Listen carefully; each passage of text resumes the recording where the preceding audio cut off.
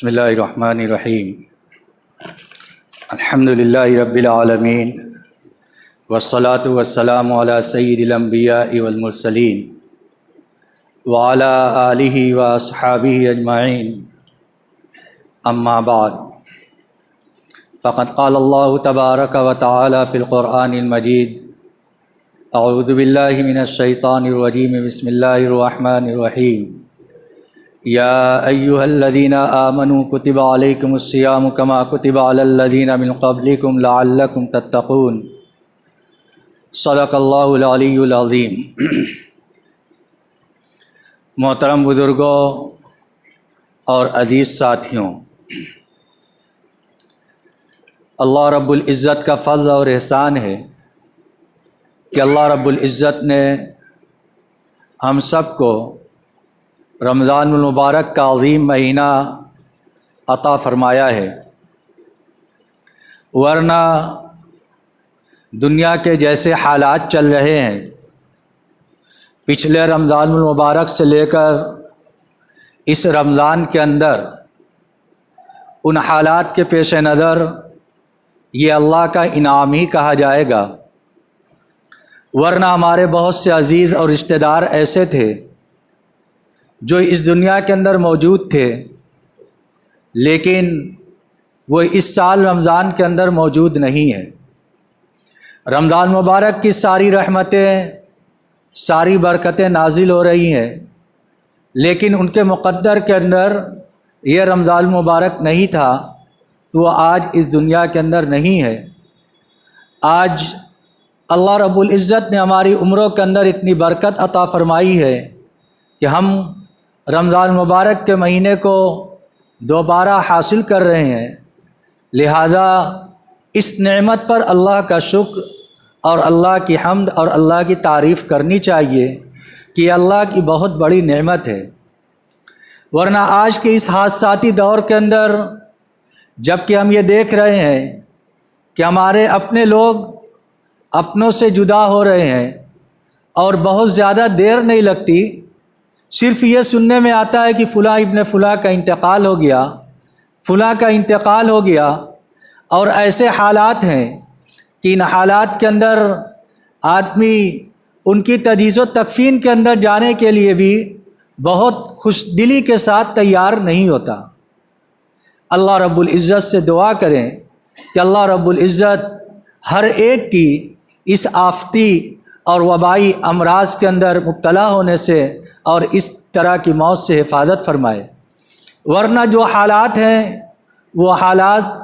بد سے بدتر ہوتے چلے جا رہے ہیں اور یہ اللہ کی طرف سے ہے۔ آج معاملہ یہ ہے کہ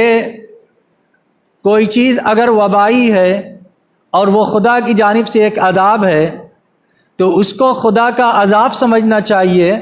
اور خدا کی جانب سے آنے والی ایک عذاب کی قسم سمجھنا چاہیے، نہ کہ دوسری تعویلات میں الجھ کر کہ یہ کوئی ایسا مادہ ہے جو ہوا کے اندر، فضا کے اندر ڈال دیا گیا ہے، کوئی سازش ہے، جو بھی ہو، بہرحال یہ ایک ایسی حقیقت ہے کہ جس کے اندر لوگ مبتلا ہو رہے ہیں، اور آج ہم اپنے کانوں سے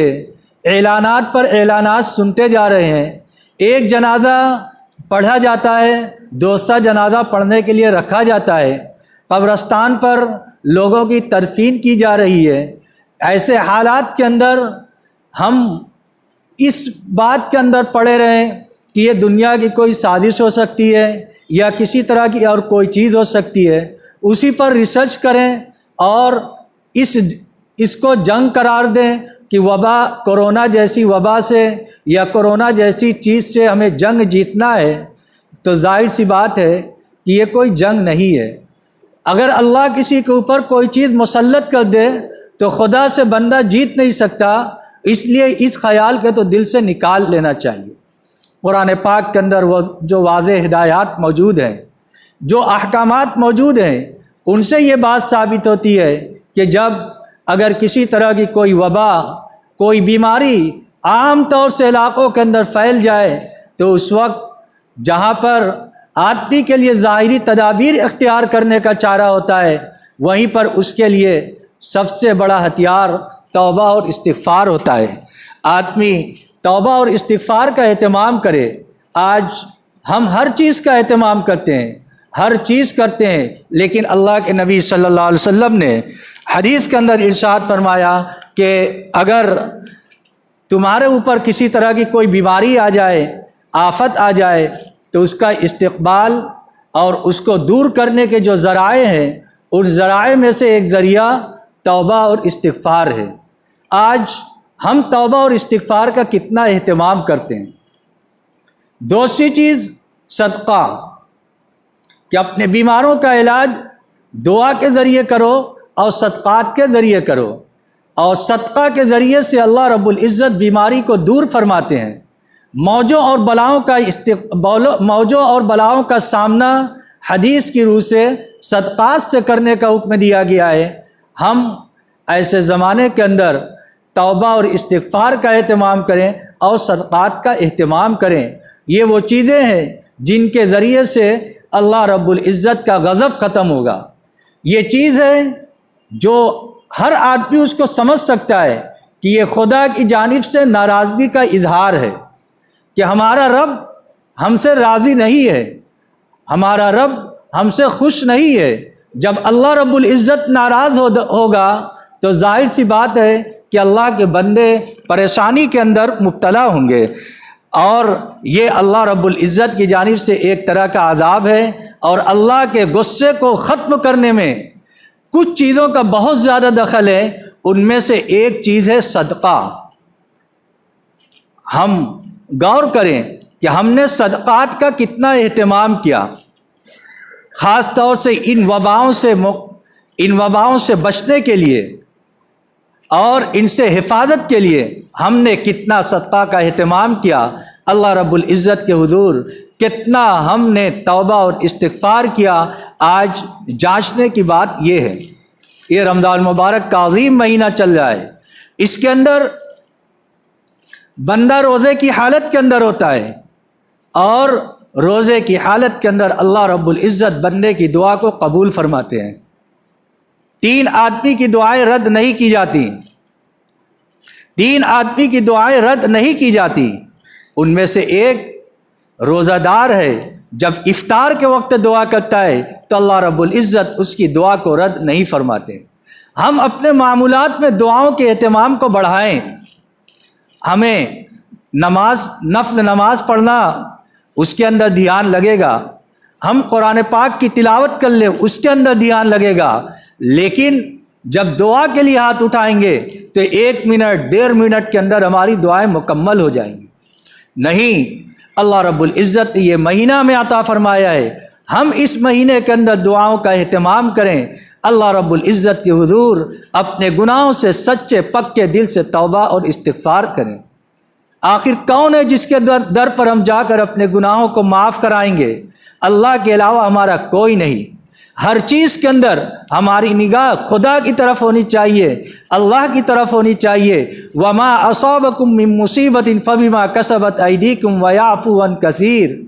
کہ دنیا کے اندر جتنے حالات تمہارے اوپر آتے ہیں، جو چیز تم کو پہنچتی ہے، اے انسانوں تم یاد رکھو کہ وہ تمہاری بدعمالیوں کی وجہ سے آتی ہیں۔ اللہ رب العزت تمہارے بہت سارے بدعمالیوں کو معاف فرما دیتا ہے۔ اگر ہر ایک پر گرفت کرنے لگے تو انسان کا دنیا کے اندر رہنا ممکن ہو جائے۔ یہ تو اللہ کی شان رحیمی ہے کہ وہ انسان کے گناہوں کو معاف کرتا رہتا ہے، کچھ گرفت فرما دیتا ہے تو انسان پریشان حال ہو جاتا ہے۔ جب اللہ کی جانب سے یہ حالات آئے ہیں تو اللہ رب العزت ہی ان حالات کو دور کرنے والا ہے۔ ہم ان حالات کے اندر اللہ کے حضور توبہ اور استغفار کریں، اپنے گناہوں سے سچے اور پکے دل سے معافی چاہیں، اور ان آفات سے بچنے کے لیے جس کے اندر پوری امت مبتلا ہے، ہر ایک ان آفات کے اندر مبتلا ہے، اور جب کوئی آفت آسمان سے نازل ہوتی ہے تو یہ یاد رکھیے، لا واتقوا فتنۃ لا تصیبن الذین ظلموا منکم خاصہ، کہ اے لوگو یہ یاد رکھو کہ جب آسمان سے کوئی فتنہ نازل ہوتا ہے، جب کوئی عذاب نازل ہوتا ہے تو وہ عذاب صرف خاص لوگوں کو نازل نہیں ہوتا، بلکہ وہ عذاب ایسا ہوتا ہے کہ ہر ایک اس عذاب کے اندر مبتلا ہوتا ہے، ہر ایک اس عذاب کے اندر مبتلا ہوتا ہے، چاہے وہ نیک ہو، چاہے وہ بد ہو، چاہے وہ اللہ کا ماننے والا ہو یا اللہ کا انکار کرنے والا ہو، بہر صورت وہ اس عذاب کے اندر مبتلا ہوتا ہے۔ آج ہم سب اپنی آنکھوں سے ان چیزوں کا مشاہدہ کر رہے ہیں کہ یہ پریشانی آئی ہے، کسی کو دیکھ کر نہیں آتی کہ یہ بہت نیک ہے یا یہ بہت بدکار ہے، یہ ایمان والا ہے، یہ غیر ایمان والا ہے، اس کو نہیں دیکھتی اللہ کی جانب سے آنے والی آفت، وہ تو اللہ کی جانب سے مصیبت آئی ہے، وہ جس کو مبتلا ہونا ہوتا ہے وہ اس کے اندر مبتلا ہو جاتا ہے۔ اس لیے ہم اس سلسلے میں انتہائی محتاط رویہ اختیار کریں، کیونکہ پچھلے سال حکومت کی طرف سے کافی سختی تھی، جس کی وجہ سے لوگ گھر کے اندر بند تھے، مساجد بند تھیں، چند لوگ مسجد کے اندر آتے تھے، نماز ادا کرتے تھے اور پھر اپنے گھر کے اندر چلے جاتے تھے۔ لیکن اس سال معاملہ اس کے برعکس ہے، حکومت کی جانب سے بظاہر اعلانات ہو رہے ہیں، لیکن بہت زیادہ سختی عملی طور سے دکھائی نہیں دیتی۔ لوگ اس پریشانی کے اندر، اس وبا کے اندر مبتلا ہو کر خود اپنے آپ کو اس سے بچانے کی فکر کے اندر لگے ہوئے ہیں۔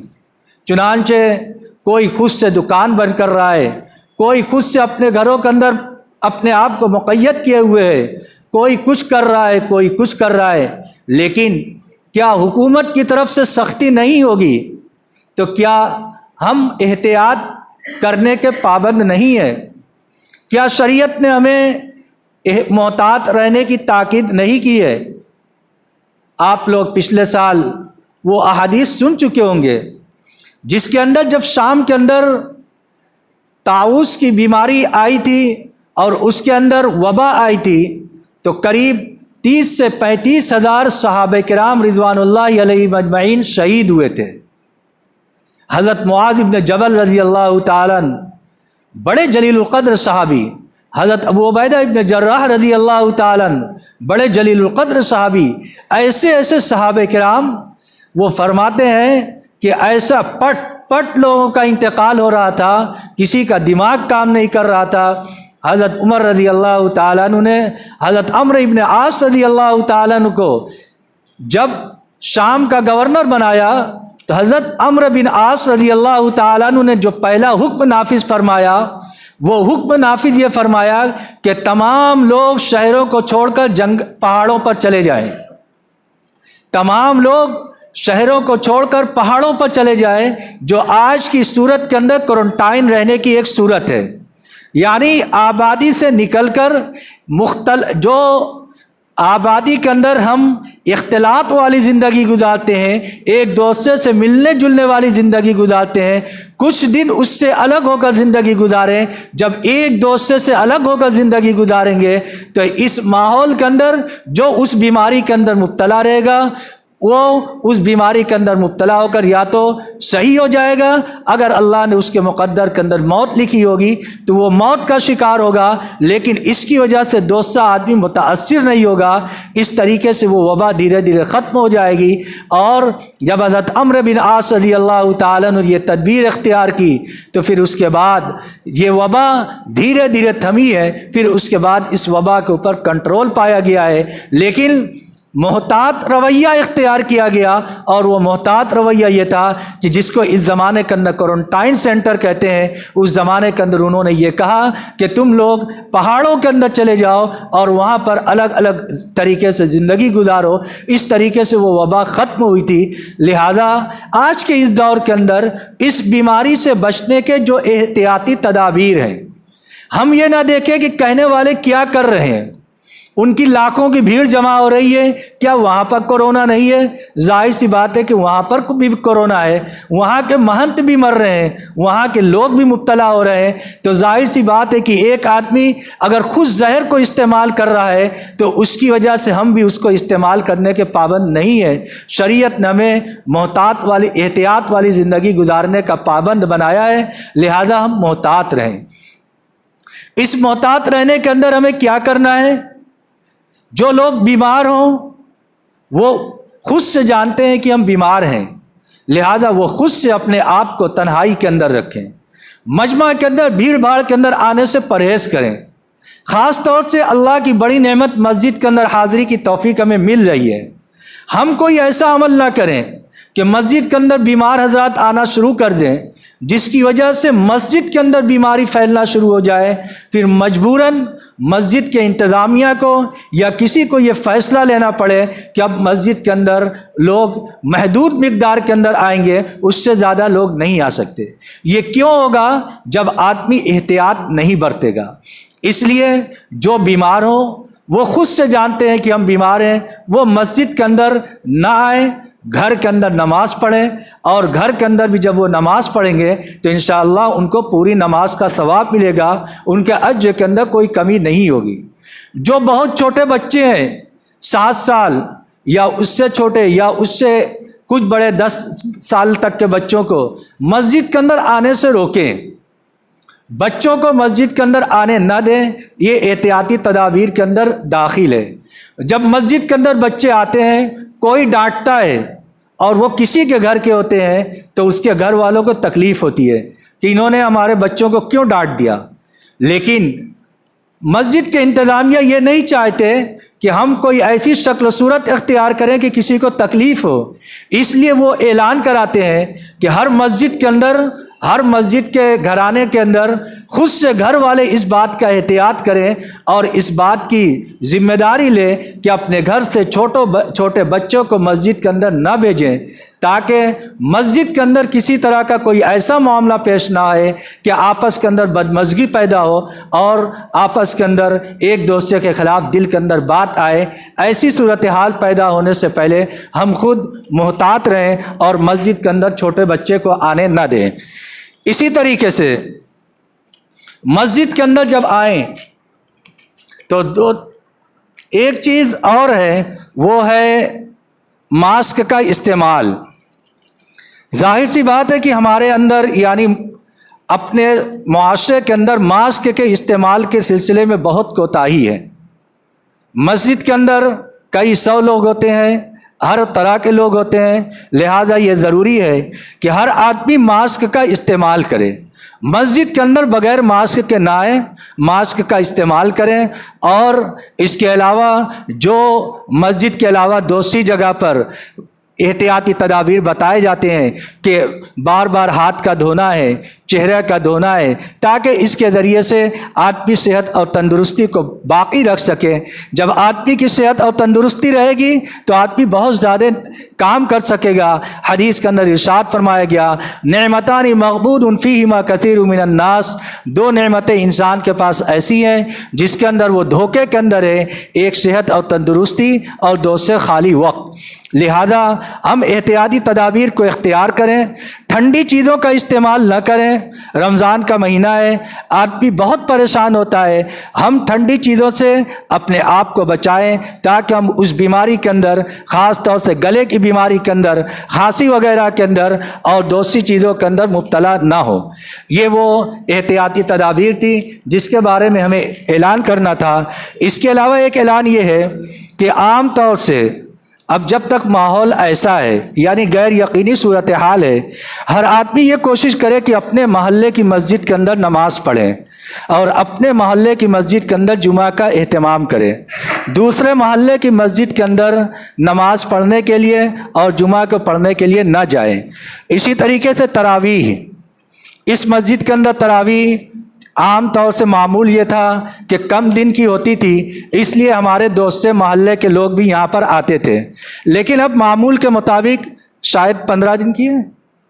15 دن کی تراویح یہاں پر بھی ہوگی، لہذا عام طور سے مساجد کے اندر بھی 15 یا اس سے زیادہ دن کی ہے۔ تو آپ اس مسجد کے اندر آ کر تراویح پڑھیں یا اپنے مسجد کے اندر تراویح پڑھیں، کوئی فرق نہیں پڑتا۔ ظاہر سی بات ہے کہ رات کو 8 بجے سے کرفیو کا بھی اعلان ہے، ہم قانون کے بھی پابند ہیں، اپنے محلے کے اندر رہیں، محلے کی مسجد کے اندر تراویح کا اہتمام کریں۔ یہ چیزیں تھی جس کا اعلان کرنا تھا۔ دوسرا اعلان گیانواپی مسجد کے سلسلے میں मुफ्ती अब्दुल बातिन साहब का था। जैसा कि अखबारात के सिलसिले में आप हज़रात को मालूम हो चुका है अखबारात के ज़रिए कि मस्जिद के अंदर खुदाई के लिए जो पिटीशन जारी की गई थी, मुसलमानों के ख़िलाफ़ उनके हक़ में फ़ैसला किया गया है। अब इस सिलसिले में हाई कोर्ट में चैलेंज होगा, उसके बाद इस सिलसिले में ज़रूरत पड़ेगी तो सुप्रीम कोर्ट में भी इसको चैलेंज किया जाएगा। इस सिलसिले में मुफ्ती अब्दुल बातिन साहब ने ये ऐलान कहलवाया है कि हर एक से एक तो दुआ की दरख्वास्त है, दूसरे ये कि इस सिलसिले में उम्मत से माली ताउन की भी ज़रूरत है। जाहिर सी बात है कि ये मस्जिद किसी की अपनी ज़ाती नहीं है, ये कौमी है, ये मुसलमानों की है। लिहाजा इस सिलसिले में वो फरमाते हैं कि फ़िलहाल हमें 50 लाख रुपया दरकार है। मस्जिद के मुक़द्दमा की पैरवी के लिए 50 लाख रुपया हमें दरकार है। इस सिलसिले में वो कहते हैं कि जो ज़िम्मेदार हजरात हर मस्जिद के अंदर जो इमाम वगैरह हैं या ज़िम्मेदार हैं उनको हवाले कर दें, या अगर बराह रास्त मुफ्ती अब्दुल बातिन साहब को हवाले करना चाहें तो उनको भी हवाले कर सकते हैं। लेकिन एक चीज़ का ध्यान रखें कि किसी अजनबी शख्स को ज्ञानवाफी मस्जिद के नाम पर चंदा ना दें जब तक कि वो रसीद ना दिखाएं। अगर काबिल एतमाद आदमी है, मसलन आपके मस्जिद का इमाम है, उसके पास रसीद नहीं है, आपने उनको पैसा दे दिया, उन्होंने कहा ठीक है हम मुफ्ती साहब को देकर रसीद ले लेंगे, तो ये काबिल एतमाद आदमी है। लेकिन माहौल ऐसा होता है जब किसी चंदे का ऐलान किया जाता है तो बहुत से लोग उस चंदे का फ़ायदा उठाने के लिए फ़र्ज़ी तौर से चलने लगते हैं। तो मुफ्ती साहब की तरफ से वाज़ेह हिदायत है कि अगर कोई शख्स ज्ञानवापी मस्जिद के नाम पर चंदा करे और रसीद उसके पास ना हो तो आप बिल्कुल भी उसको चंदा ना दें। और कहते हैं कि इस सिलसिले में और अगर मज़ीद वजाहत की ज़रूरत हो तो मुझसे बराह रास्त रब्ता कर सकते हैं। तीसरा ऐलान ये है कि जमीयत उलमा हिंद के सेक्रेटरी नाज़िम उमूमी हज़रत मौलाना सैयद महमूद असद मदनी साहब दामद बरकातुहुम कोरोना पॉजिटिव हैं और मेदांता के अंदर हॉस्पिटलाइज हैं, भर्ती हैं। उनकी जानिब से दुआ की दरख्वास्त की गई है कि हर एक आदमी खुसूसी दुआओं के अंदर और उमूमी दुआओं के अंदर जहाँ सबके लिए दुआ का एहतमाम करे, मौलाना महमूद मदनी साहब के लिए भी दुआ का एहतमाम करे। अल्लाह रब्बुल इज़्ज़त हम सबको इन बलायात से महफूज फरमाए। व आखिरु दावाना अनिल हम्दुलिल्लाहि रब्बिल आलमीन।